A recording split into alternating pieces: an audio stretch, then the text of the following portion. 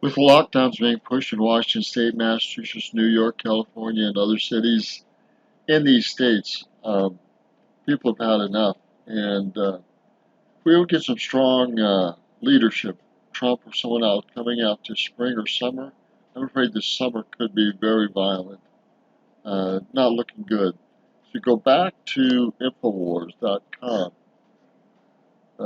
people are pushing back against school boards masking and mandating the mask and shots without the permission, and they're tired of the passports and not being able to travel. They're tired of being able to not eat and go where they want to go. So it's getting pretty bad. And Omicron is surging, but it's not. It's not deadly. And people are fed up. They pretty much figured out that they've got to fight because no one's going to come and rescue them. There's going to be no Trump on the white horse or other Republicans or Democrats. So people in both parties are knowing that they've got to fight. Now, Democrats went further than most Republicans in shutting down businesses, but both are responsible. They're quoting from here, enforcing strict social distancing required masks to tame the spread of the virus, and they initially were rewarded politically for their caution in these states that they report. But it's not necessarily that way. Now, people are fed up, more fed up, starting the third year. They want this oppressive yoke off their backs, off their pocketbooks, and off their businesses. They want things shut down, they want to be free, and they're fighting in the school boards, they're fighting in the election, uh, in ballot areas, they're putting people in these polling areas like never before. Never before. They said that it was in the lower 30s before Steve Bannon and others really pushed to get these elections and precincts, chairmen and other people out so they can really see what's going on. And this is the lowest figure I've ever heard. Now, according to Bob London, polling and political strategy expert at the Harvard T.C. Chan School, Democrats saying in upcoming election they see backlashes.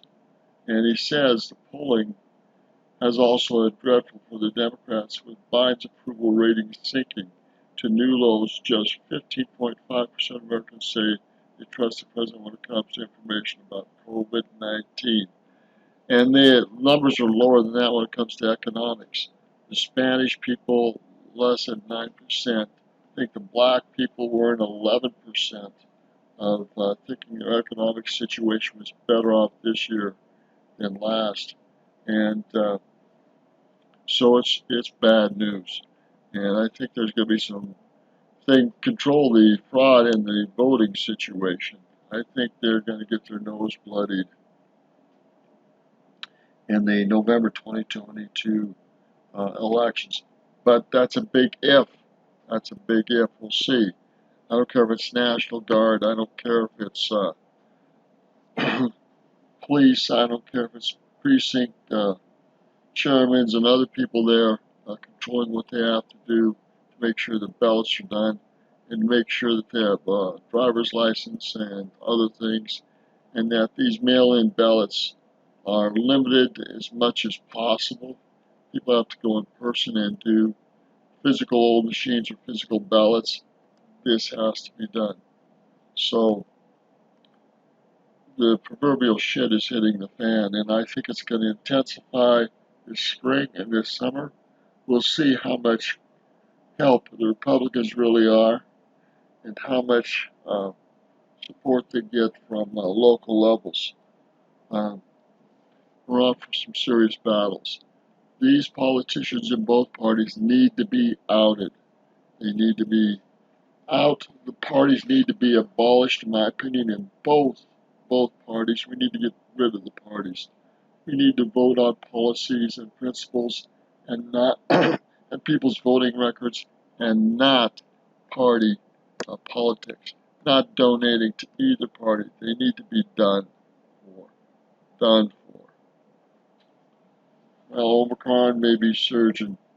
Omicron may be surging, but it's no problem. It's only a problem for those that are sick or already have medical conditions that are dangerous. Otherwise, it's not even a problem.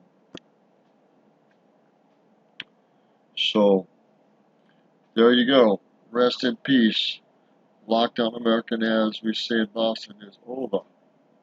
And as we say in Miami, Benedito, Tito, NL. I'm no Spanish speaker, but it's got to be over. They've got to quit these mandates.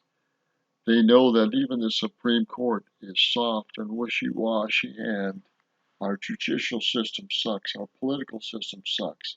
These corporations and their abuses, from Walmart to other corporations, pushing shots and mandates, masks. People are sick of it. They won't even look for work.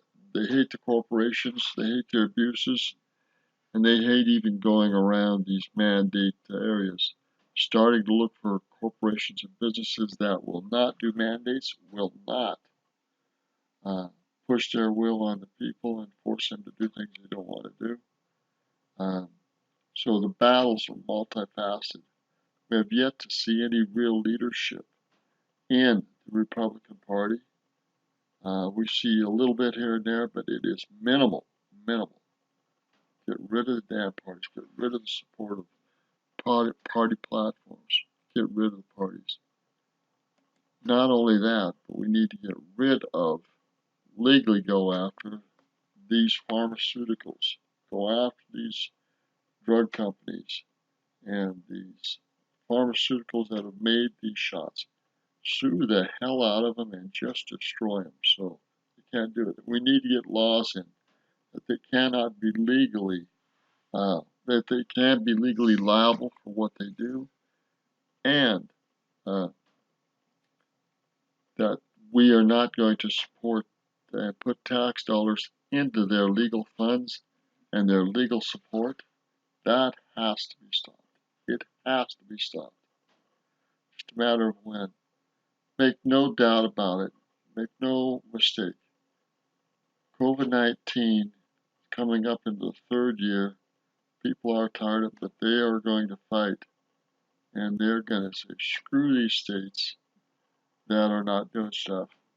The people that are there are going to have to replace their mayors and governors and their elected officials that are not pro-people and get them out. Not only get them out, we need to charge them with criminal charges of abuses of power, abuses of authority, and they need to go to jail. They need to lose their freedoms because of their abuses, because of the lives they've destroyed, because of the businesses they destroyed.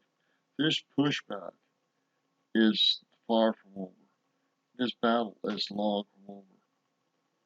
We know we're screwed corporation-wise. We know we're screwed legally and politically, medically, and financially. We know that we are in a state of war. And anybody that's not woke to it is part of the problem. Part of the problem.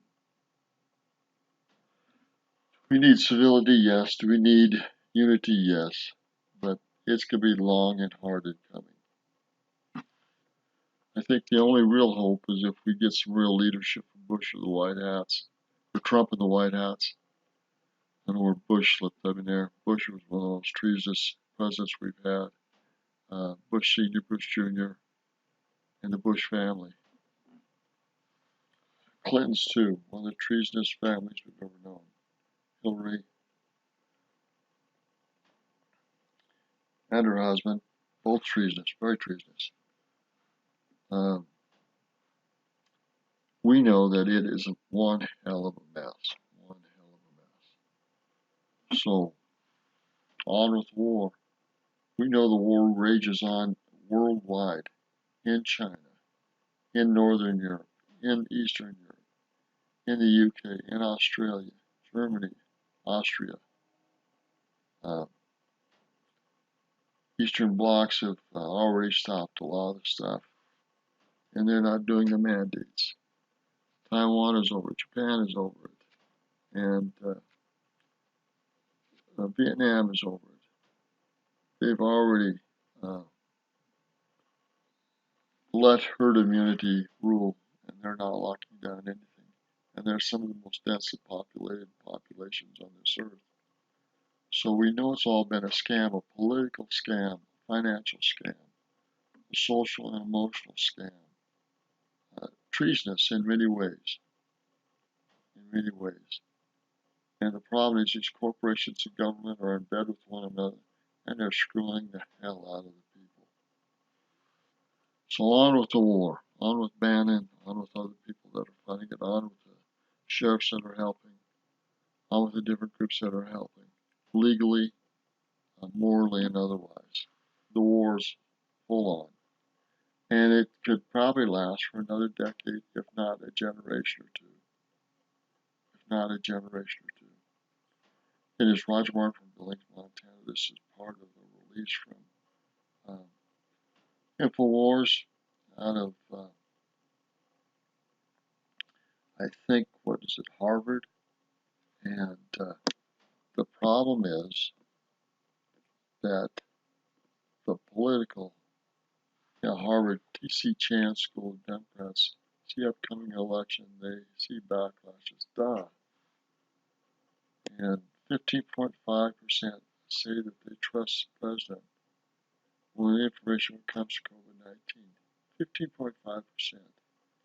9% when it comes to economics, and if they're better off currently than they were last year or the previous year. 11% of the blacks say they're better off. They are in for one hell of a battle come November. Make no doubt about it. Good day, and on to our victory. Well, maybe slow in coming, it is coming. Good day.